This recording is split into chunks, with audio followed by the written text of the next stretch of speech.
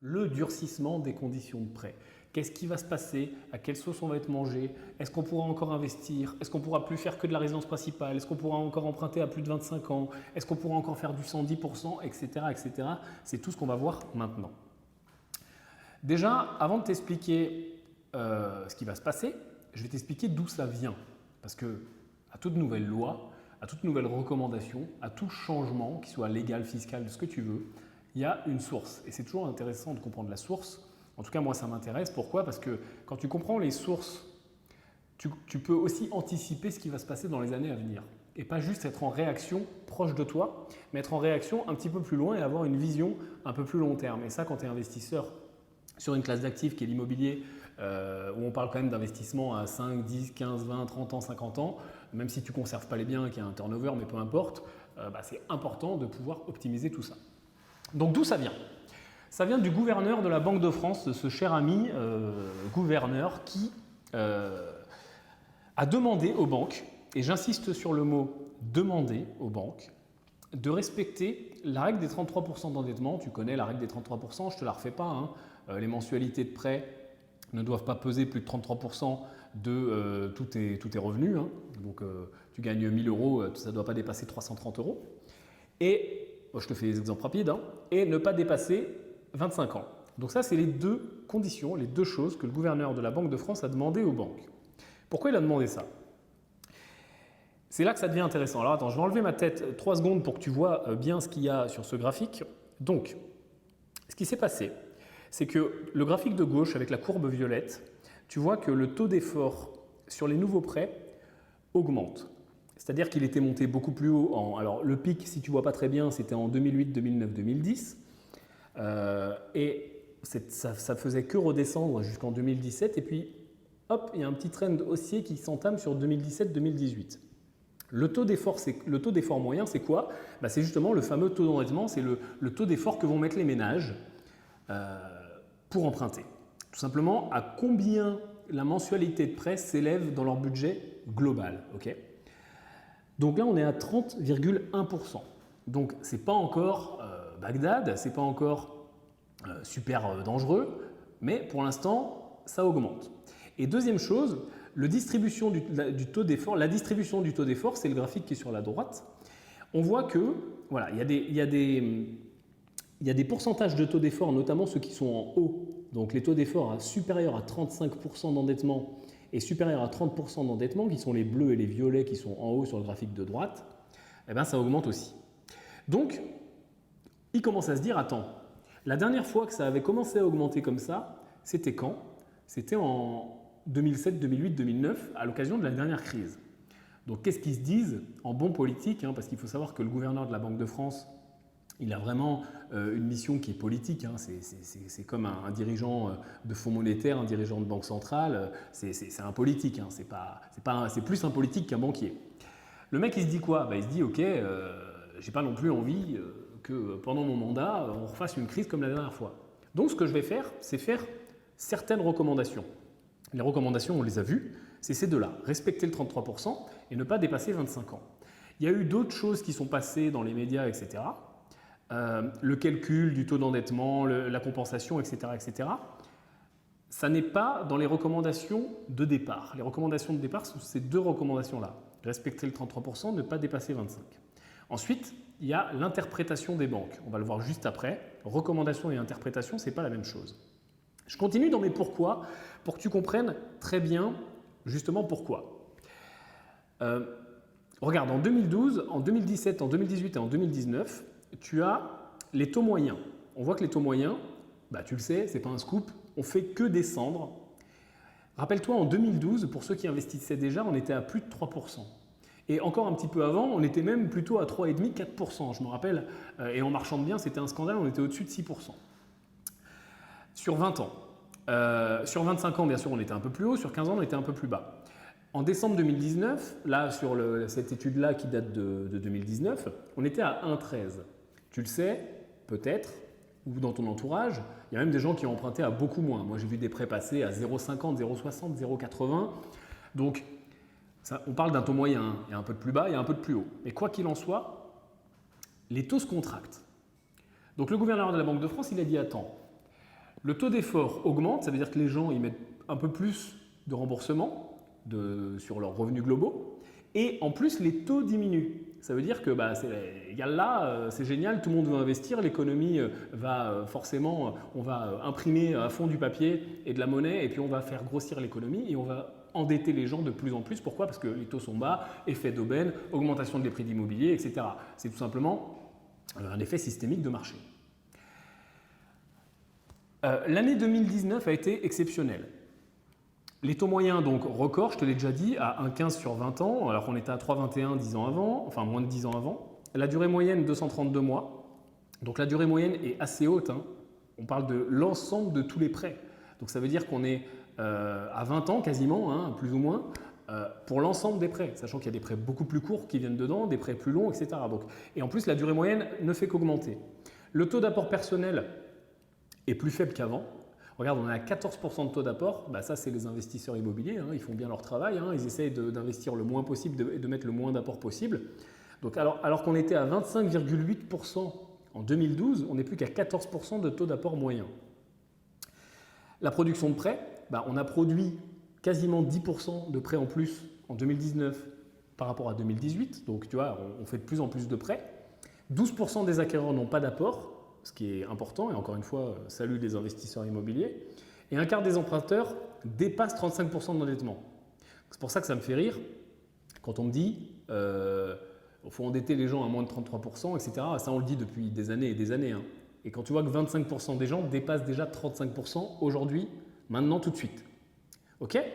Donc, tu vois qu'on a des choses, on a des indices qui nous disent OK, tiens, le marché est en train de ressembler, ou en tout cas la production de prêts, le taux d'effort moyen, etc., les taux sont en train de ressembler à ce qui s'est passé lors de la dernière crise, donc on prend peur. Mais d'un autre côté, on voit qu'on ouvre les vannes vachement, et l'an dernier, on a encore ouvert les vannes beaucoup. Donc, forcément, le directeur de la Banque centrale, il s'est dit quoi? Enfin, de la Banque de France, il s'est dit quoi? Il s'est dit, attends, on va un peu calmer le jeu. Par contre, ce que je te disais en introduction, c'est qu'on parle bien de recommandations. On n'a pas légiféré. Et pourquoi on n'a pas légiféré? Parce que ce n'est pas le directeur de la Banque de France qui fait les lois. Les lois en France, c'est soit l'État, soit, tu connais, c'est l'État qui propose, ou un député, un sénateur, c'est le Parlement, tout simplement. Donc tant qu'on n'a pas fait le parcours classique d'une loi, avec un vote, etc., les amendements et tout ce qu'on a l'habitude de voir sur le parcours classique d'une loi, on ne légifère pas. Tant que ça n'est pas dans le projet de loi de finances, finalement, on a de quoi voir venir. Et ces recommandations-là ne sont ni en projet nulle part par le gouvernement ou par un parlementaire et ne sont pas non plus dans le projet de loi de finances. On parle donc de recommandations. Et ce qui se passe maintenant, c'est que moi j'ai envie de parler plutôt de retour à la normale. C'est-à-dire que sur le terrain, la réalité maintenant, tout de suite, aujourd'hui, 24 février, c'est pas d'obligation légale. C'est-à-dire qu'on est aux préconisations. Une concurrence extrême entre les banques. C'est-à-dire que oui, alors tu vas me dire, oui, moi ma banque, elle m'a dit ça. Alors je t'arrête tout de suite. Ta banque t'a dit ça, très bien, mais comme avant. Avant, ta banque, elle te disait, il faut acheter sa résidence principale avant d'acheter du locatif. Puis elle te disait, on ne fait pas les investisseurs sur 20 ans ou sur 25 ans. Et puis elle te disait, nous, on ne fait pas ci, nous, on ne fait pas ça. Et puis quand tu allais voir une autre banque, elle te disait autre chose. Et une banque, elle dit blanc, une banque, elle dit noir. Depuis la nuit des temps, dans l'immobilier, ça se passe comme ça. Aujourd'hui, ça se passe toujours comme ça. Et en réaction à ça, ça se passe toujours comme ça. Une banque dit blanc, une banque dit noir. Il n'y a aucune normalisation. Pourquoi il n'y a pas de normalisation? Parce qu'il n'y a pas de loi, on n'a pas légiféré. Et deux, parce qu'il y a une concurrence qui est extrême. Je te l'ai montré juste avant, les taux ont baissé. Okay, ce qui veut dire que les banques gagnent de moins en moins d'argent parce qu'elles doivent quand même forcément appliquer les taux moyens. Elles peuvent pas, il n'y en a pas une qui peut être beaucoup plus chère que l'autre, etc. À côté de ça, la production de prêts, certes, elle a augmenté, mais il y a aussi beaucoup d'intermédiation, les courtiers, etc., etc. Donc les banques mangent difficilement aujourd'hui avec les prêts. Ce qui rapporte de l'argent, de l'oseille aux banques, ça n'est pas la production de prêts. Par contre, ce qui rapporte des clients aux banques, le plus gros apporteur de clients pour les banques, c'est la production de prêts, c'est les prêts, et notamment les prêts immobiliers, et aussi les prêts immobiliers locatifs. Donc, cette concurrence entre les banques et ce magnifique finalement générateur de nouveaux clients qui valent cher pour les banques, parce qu'un nouveau client, en général, un client reste bancarisé au même endroit pendant très longtemps, fait que toutes les banques à mon avis, on va voir dans la synthèse après, pas s'aligner déjà de base comme ça, tout en disant parole d'évangile, amen, le directeur de la banque centrale a parlé. Les banques ont besoin des emprunts pour attirer de nouveaux clients. Et on a le dernier point que je t'ai mis tout en bas, c'est que le marqueur de solvabilité le plus fiable, ça n'est pas le taux d'emprunt, ça n'est pas le taux d'endettement, ça n'est pas l'effort du ménage sur l'emprunt. Ça n'est pas ce fameux taux d'effort, c'est le reste à vivre. Je te fais un exemple très simple si toi tu ne connais pas, si tu es débutant dans l'immobilier. Le taux d'effort, c'est quoi? C'est je gagne 1000 euros, ma mensualité c'est 300 euros, je suis à 30%. Okay.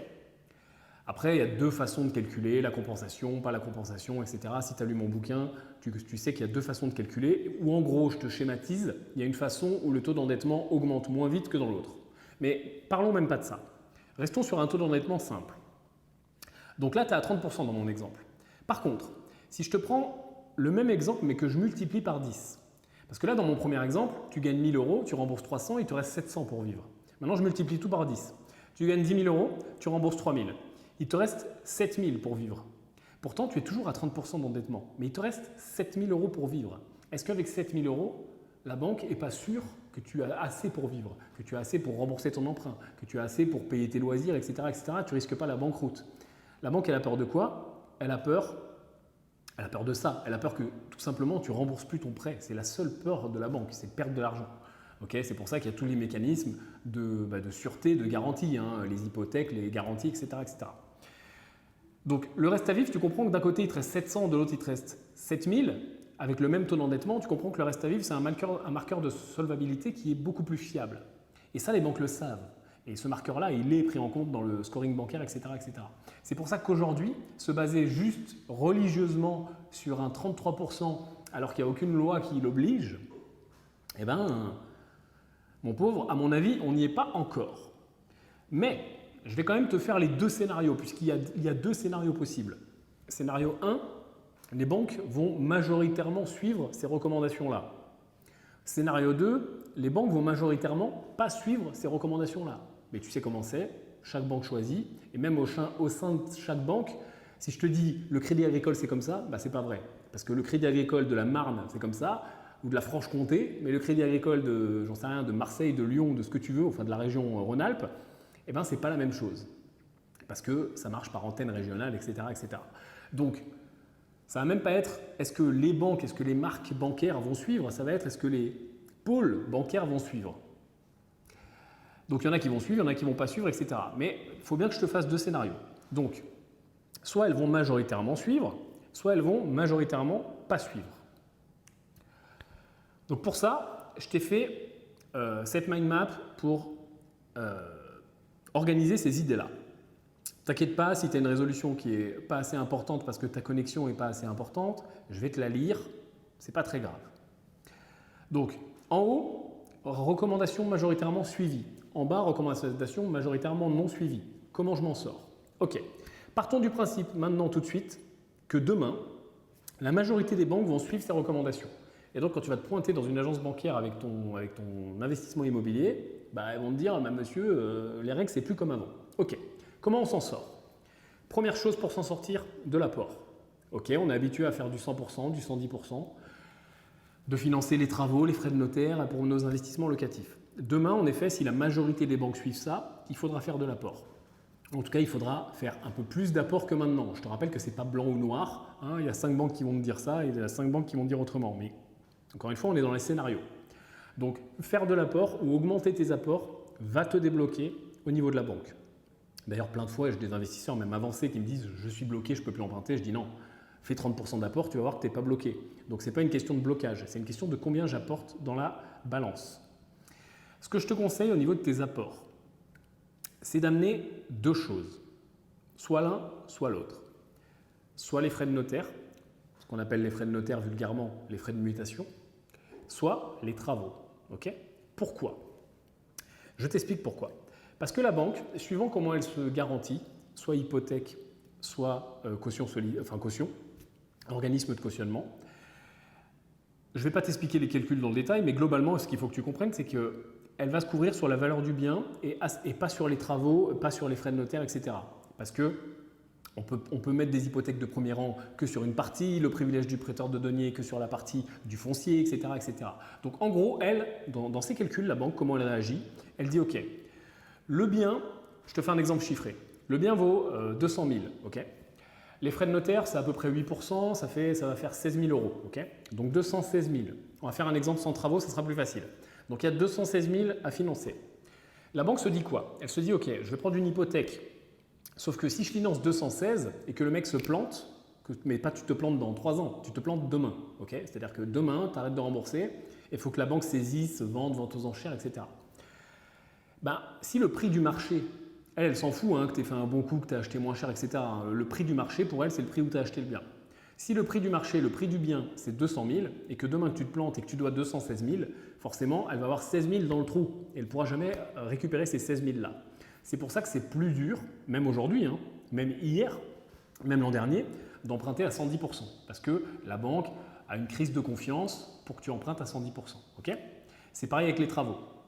Donc demain, si ces recommandations sont majoritairement suivies, un très bon moyen de se débloquer, très simple, le premier, le plus simple, alors je sais qu'il ne fait pas plaisir, mais je vais t'en donner d'autres, c'est tout simplement de financer les frais de notaire.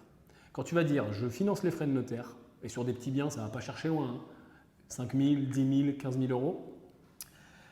Quand tu finances les frais de notaire, tu vas t'enlever 80% des problèmes. Okay, je ne dis pas qu'il faut le faire, je ne dis pas qu'il faut le faire tout de suite, je ne dis pas qu'il faut le faire demain. À mon avis, on est encore très large. Moi, je te dis tout de suite mon avis. Hein. À mon avis, les banques ne vont pas majoritairement suivre les recommandations. Mais en tout cas, un très bon moyen de te débloquer sera de financer les frais de notaire ou de financer les travaux.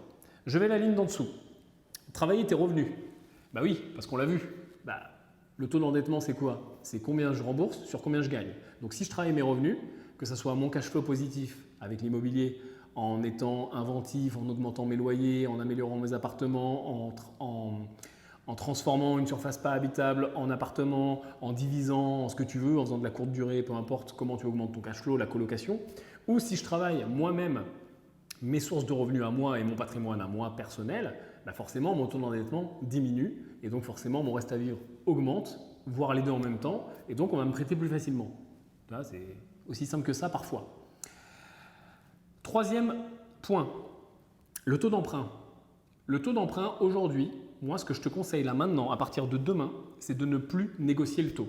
Je sais, alors là c'est le truc préféré de l'investisseur, de jouer sur tous les points. Et même moi le premier, en formation, je te dis tout ce que tu peux négocier. Et tu n'imagines même pas ce que tu peux négocier. Tu penses que tu peux négocier 2 trucs, le taux et les frais, mais en fait tu peux négocier au moins 15 trucs.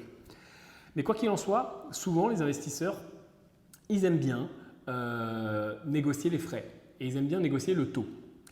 Le problème, c'est qu'en négociant le taux, tu donnes encore moins envie à la banque de te suivre, que ce soit une décision locale ou une décision aux engagements. Pourquoi? Parce qu'elle ne mange pas déjà la banque.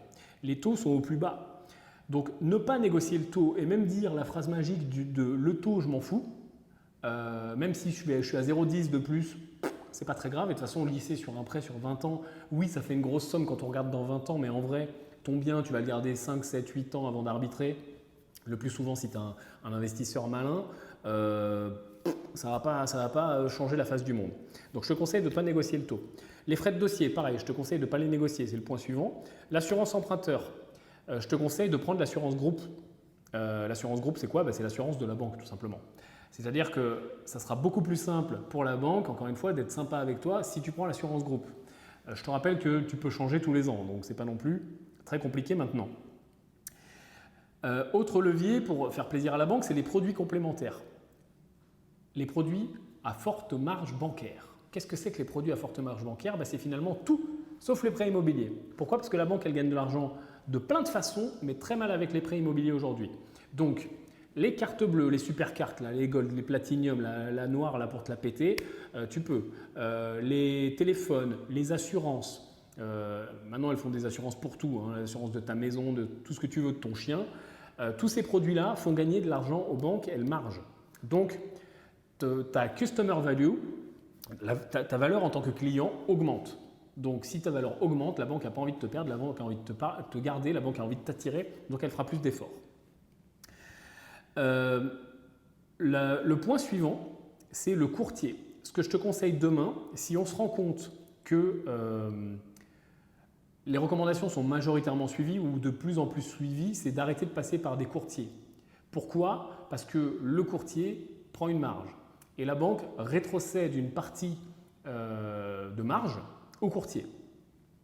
Donc le problème, c'est que je t'ai dit que la banque, elle mangeait déjà pas beaucoup. Si en plus, il y a un courtier qui par-dessus vient prendre une partie de marge, c'est complexe, tu vois, pour la banque. Donc, ne pas passer par un courtier veut dire faire gagner plus d'argent à la banque. Alors je sais, s'il y a des courtiers connectés, ils vont me dire « Oh là là, mon Dieu, mais qu'est-ce que tu dis ?» Je suis désolé, mais c'est la réalité. Il faudra vous réinventer, il faudra faire autrement, il faudra adapter votre accompagnement. Il y a plein de possibilités, j'ai des centaines d'idées pour les courtiers pour que ça soit, qu'ils travaillent mieux et qu'ils soient meilleurs. Quoi qu'il en soit, pour nous, investisseurs, là, si demain, tu me dis avec quoi j'ai de la meilleure chance d'avoir mon prêt, ben, je te le dis en direct avec la banque, si jamais on se rend compte que ça, c'est de plus en plus suivi. Point suivant, soigner ses dossiers de prêt. Bah oui, ça on ne le dit jamais, hein, mais un bon dossier de prêt, ça fait une différence folle. Pourquoi? Parce que le banquier, c'est comme n'importe quel professionnel. Il est habitué à parler le langage de son métier. Il est habitué à travailler comme son métier l'a habitué à travailler. C'est comme si toi, je ne sais pas ce que tu fais dans la vie, tu es architecte, tu es médecin, tu es infirmière, tu es kiné, tu es ce que tu veux, peu importe ton métier, tu sais faire ton métier. Et dans ton métier, il y a des codes, il y a des façons de parler, il y a des façons d'agir, il y a des façons de faire un dossier, ou il y a des façons de procéder. Il y a de la connaissance. Si dans ton dossier de prêt, tu apportes cette même façon de procéder, cette même connaissance, c'est beaucoup plus simple pour toi de faire plaisir, de faire un coup de foudre, de se dire « Waouh, c'est génial !» Quand tu fais un bon dossier, moi j'ai plein de clients où ils me disent que le banquier leur a dit « Mais vous avez pas déjà travaillé en banque, vous avez travaillé en agence bancaire, c'est pas possible. » Parce qu'on structure les dossiers exactement comme le fait la banque. Et donc forcément, si tu arrives avec un truc, imagine tu vas voir un architecte et tu lui sors un truc exactement comme sait faire un architecte, ben là c'est pareil. Tu vas voir ton banquier, tu lui sors un dossier exactement comme lui il allait le faire. Forcément, ça marche. Donc structurer ces dossiers de prêt, c'est important. Surtout que dans la banque, il y a plusieurs niveaux de délégation, c'est-à-dire qu'il y a des dossiers qui vont rester dans l'agence, avec le directeur d'agence qui décide, et il y a des dossiers qui vont aller ce qu'on appelle au service prêt ou au service des engagements, avec un comité qui va décider. C'est beaucoup plus simple de convaincre une personne que tu vois dans les yeux que de convaincre 15 personnes qui ne te connaissent pas. Donc, de soigner son dossier et de faire beaucoup d'agences et de soigner son directeur de banque, ça va aussi te permettre de décrocher beaucoup plus facilement tes dossiers et tes prêts. Donc, soigner son dossier et tout ce que je viens de dire avant, ça rentre là-dedans. Travaille ton épargne. Point suivant. Travaille ton épargne. Pourquoi? Parce que cash is king, la banque aime l'argent, la banque, quand tu lui fais miroiter l'épargne, tu lui dis « Coucou, regarde, de l'épargne ». Et bien, forcément, tu as encore plus de valeur pour la banque, tu as encore plus de lifetime value, de client value, de tout ce que tu veux. Donc, la banque veut t'attirer, la banque veut que l'épargne vienne sur ses livres. Et encore plus, si elle n'est pas dans la banque en question, l'épargne, eh ben c'est cool. Donc, travaille ton épargne au quotidien, tous les mois. Il n'y en a jamais assez. Après, les supports où on place cette épargne-là, ce n'est pas le moment d'en parler, mais en tout cas, peu importe sur quel support est l'épargne, tant qu'il y a de l'épargne, c'est bien. Et le scoring bancaire, c'est finalement tout ce qu'on vient de dire et un peu plus de choses. C'est ton profil emprunteur, c'est comment la banque va te noter, comment la banque va te scorer. Donc il y a plein de critères qui rentrent là-dedans. Il y a des critères même sur lesquels tu ne peux rien faire comme l'âge, etc. etc. Toujours est-il que si tu travailles tous ces points,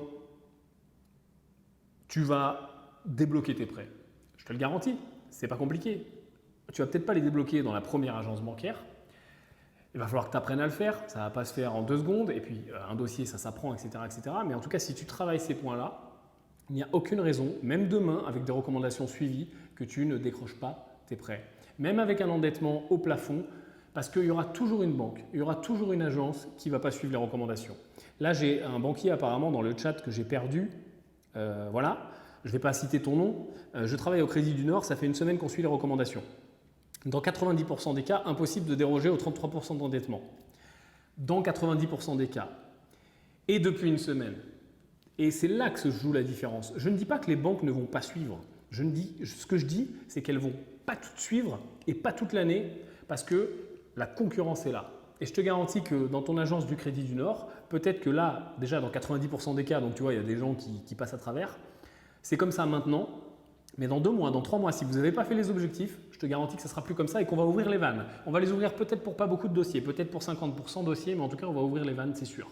Donc, en tant qu'investisseur, la position attentiste de se dire ah ben merde, le crédit, la Banque de France, ils ont dit ça, bah c'est fini. Ou la position alarmiste de se dire oh là mon Dieu, on va tous crever, ça va exploser, on ne pourra plus emprunter, ça n'a jamais fonctionné. Faire de l'immobilier, c'est être businessman, c'est faire du business tout simplement. Quand on fait du business, on comprend les règles du jeu et on s'adapte. Là, ça va un peu se refermer, mais c'est beaucoup moins dangereux, sensationnel, horrible que ce qu'on veut bien nous dire dans la presse. On va le voir aussi juste après avec la loi Laglaise. Il faut comprendre que la presse mainstream et même les sites genre PAP, le particulier et tout ce que tu veux, et je vois que sur Facebook, ça n'arrête pas de se partager les articles. Les gars, ces articles sont faits pour faire du clic, pour vendre de la pub, pour afficher des bannières, pour faire du référencement. Donc oui, il y a un fond de vrai, mais ils sont aussi rédigés d'une manière un peu sensationnelle, etc., etc. Et souvent, on ne lit pas correctement l'article. On ne lit pas ce sont des recommandations, ça n'est pas une loi pour l'instant dans l'état actuel et toutes ces phrases de conditionnel. Finalement, le cerveau, il aime bien le sensationnel, tu vois. Moi, ce que je te garantis, en tout cas aujourd'hui, pour avoir parlé avec beaucoup d'investisseurs, beaucoup de banquiers, beaucoup de réseaux, parce que tu sais que j'ai la chance d'avoir une exposition importante sur Internet, donc j'ai pas mal de gens qui me parlent et des professionnels. Et je te garantis que les agences vont se tirer la bourre. Et quand il y en a une qui va suivre, il y en a une qui ne suivra plus, puis une qui va suivre, puis une qui ne suivra plus, etc., etc. Parce que d'un côté, elles veulent faire bonne figure, avoir des jolies stats, etc. et rentrer dans les cases. Mais d'un autre côté, c'est la guerre. Je veux dire, dans les banques, aujourd'hui, ça fonctionne comme chez Orange, comme chez Bouygues Télécom, comme chez un assureur, comme chez n'importe quelle entreprise commerciale, okay, avec des conseillers qui ont des objectifs, qui doivent faire du chiffre, qui doivent faire leurs primes, etc., etc. Donc, ça ne va pas changer du tout au tout. En tout cas, si les recommandations sont majoritairement suivies, je viens de te donner le framework. Si les recommandations sont majoritairement non suivies, bah, tu vas me dire finalement on ne change rien. Oui, ok, on ne change rien, mais on va quand même avoir conscience de ce qui est en train de se passer. On profite de la saisonnalité. Pourquoi? Parce que sur les prêts, comme sur le reste, il y a une saisonnalité. C'est-à-dire que quand les banques ont leurs objectifs à faire, et notamment en début d'année, on attaque une nouvelle année, donc les compteurs sont mis à zéro et on a un nombre de dossiers à monter, un nombre d'objectifs, un nombre d'encours de prêts à générer, et on parle de dizaines, de centaines de millions d'euros. Quand une grande banque a des objectifs de prêts, elle ne dit pas on va faire 15 prêts, elle dit on va débloquer 50 millions d'euros. Donc c'est intéressant de profiter de cette saisonnalité. Bien souvent, ça va se faire au trimestre ou au semestre. On tire au maximum, les durées d'emprunt et les différés, bah on continue. Si on voit que c'est majoritairement non suivi ou si en face l'interlocuteur, on a la chance de tomber dans une banque ou un conseiller ou un directeur d'agence qui comprend le truc avec une relation de confiance, bah on tire au maximum. On tire les différés, on tire les durées d'emprunt. Si on se rend compte qu'en face c'est un petit peu plus compliqué, bah on tire un petit peu moins. On travaille son épargne quand même si ce n'est pas majoritairement suivi. Je te l'ai remis là dans le bleu en bas, on travaille son épargne tout le temps. Et le dernier point, je ne le vois pas parce que mon écran, si. Ben, le scoring bancaire, encore une fois, ça vient finalement chapeauter tout ce que je viens de dire avant. Ok? Voilà. Est-ce qu'il y a des questions là, vite fait, à cette phase-là de la conférence, juste avant qu'on n'aille plus loin? Marine me dit, tu dis avoir plein d'idées pour que les courtiers se renouvellent. Est-ce que tu peux en décomposer quelques-unes? Alors, ce n'est pas le moment, Marine, parce que là, on est vraiment sur une conférence pour les investisseurs. On pourra en reparler d'ailleurs. C'est une très bonne idée que je vais mettre de côté pour d'autres contenus, business en bagnole ou les vidéos YouTube, etc., etc. Mais oui, il y a plein de façons de faire pour que les courtiers travaillent mieux, comme tous les métiers, et notamment avec les investisseurs. Ok, bon, je vois qu'il n'y a pas de questions. Je vois que j'ai été clair. C'est bien. Ouais, alors on me donne des exemples de produits bancaires à prendre, le PEA en effet, l'assurance auto, en effet, les banques font de plus en plus d'assurance auto, n'hésitez pas. Ok, bon, écoute, on est bien. Marc me dit, à ton avis, est-ce que les recommandations seront plutôt suivies ou pas? À mon avis, Marc, les recommandations seront, alors je vais te faire un truc clair, seront suivies pour les stats, pour faire bien, pour la politique, pour dire en haut lieu, ah, vous avez vu, on a suivi, on a fait, regardez, on a baissé de 1,2% tel indicateur et puis là, on a contracté de 0,2%, ah là, ça s'est un petit peu tendu de 0,4%, mais par contre, sur cet autre indicateur, boum. Donc là, on va faire bonne figure, mais en vrai, la concurrence, elle sera là, la production de prêts, il y en a besoin parce qu'une économie qui produit plus de prêts, elle va crever. Une économie qui achète plus d'immobilier, elle va crever. Et c'est vraiment pas le moment parce que les taux sont au plus bas. On ne peut plus les baisser plus. Alors ça remonte un petit peu, etc. Ça bouge. Mais ils savent très bien, tu vois, à la Banque de France, à la BCE, tout ce que tu veux, qu'on est sur des œufs quand même. Hein. D'ailleurs, on le voit aussi aux États-Unis avec les décisions de la Fed, etc.